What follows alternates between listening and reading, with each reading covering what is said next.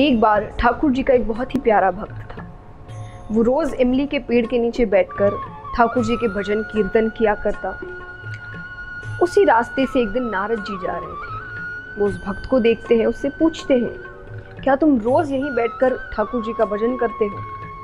भक्त ने कहा, हाँ, पिछले 30 सालों से मैं ऐसा ही कर रहा हूँ। नारद जी बड़े प्रसन्न हुए। उन्होंने कहा कि अभी मैं भगवान से मिलने जा रहा हूँ।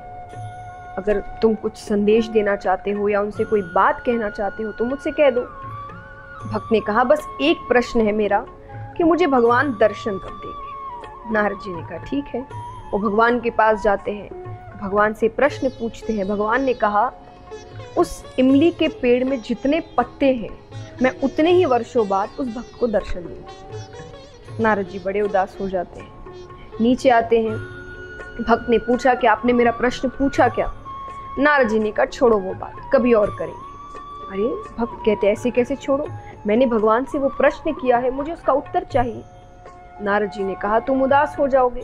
बोले, नहीं, मैं उदास नहीं हूँ, आप मुझे उत्तर बताइए। नारद जी ने कहा कि भगवान ने कहा है कि इस इमली के पेड़ में जितने पत्ते हैं मैं उतने ही वर्षों बाद तुमसे मिलने आऊंगा। भक्त वापस पूछता है, भगवान ने ये बात खुद कही है? नारद जी ने कहा, अपने मुख से कही है।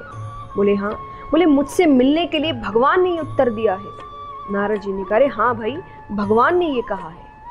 ये सुनने के बाद वो जोर नाचने लगता है, इतना मग्न हो जाता है, नृत्य करने लगता है, भजन गाने लगता है। ऐसा करते करते अचानक वहां पर भगवान प्रकट हो जाते हैं उसे दर्शन देने के लिए। नारद जी को बात अच्छी नहीं लगती। नारद जी ने भगवान से कहा कि आपने तो कहा था कि इस पेड़ में जितने पत्ते हैं आप उतने वर्षों बाद इसे दर्शन देने आएंगे। अरे, जब इतनी जल्दी ही दर्शन देना था तो मुझे क्यों झूठा बनाया? मुझसे क्यों झूठी बात कहलवाई? भगवान कहते हैं, मैंने झूठी बात नहीं कहलवाई। जिस गति से, जिस तरीके से वो भक्त जब तुमने प्रश्न किया था मेरी भक्ति कर रहा था, उस गति से तो मैं उतने वर्षों बाद ही उसे दर्शन देने आता। लेकिन जैसे ही उसे ये पता चला कि भले ही वर्षों बाद पर मैं उसे दर्शन देने आऊंगा, जिस गति से, जिस उत्साह से उसने मेरी भक्ति शुरू की, मुझे तुरंत ही आना पड़ा।